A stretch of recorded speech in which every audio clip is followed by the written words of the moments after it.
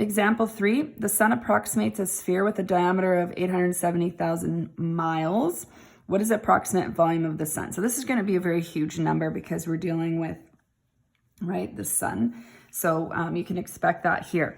So we need to look at the formula for volume. So you're given this formula, 4/3 times pi r cubed. It's also on your formula sheet, 4/3 pi r cubed. So let's practice using our formula with this question.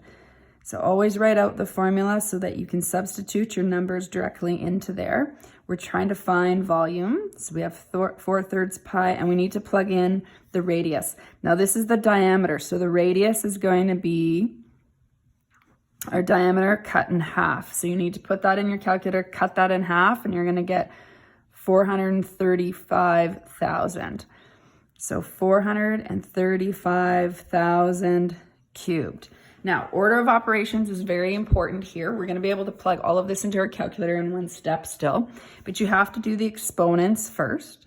Then you will multiply it by 4 pi, or pi times 4.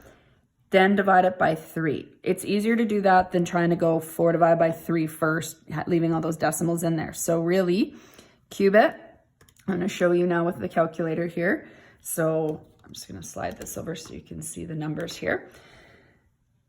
435,000 cubed. Now this is going to be a really large number, so I'm going to use this little cube button here, 3.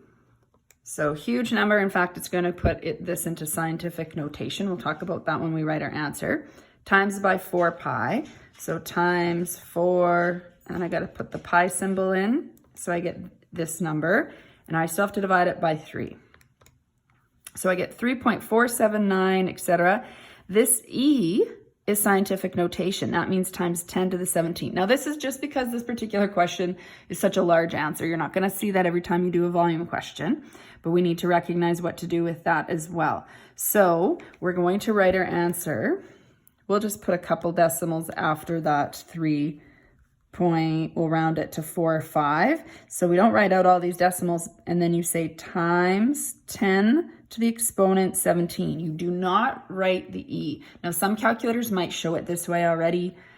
Some show an E, some just leave a space. There's different ways your calculators can show it, but you need to recognize that it looks a little different there at the end. So my calculator, this is how it shows this E, and that means times 10 to the 17. And then I need some units, so we're dealing with miles, so this would be miles cubed.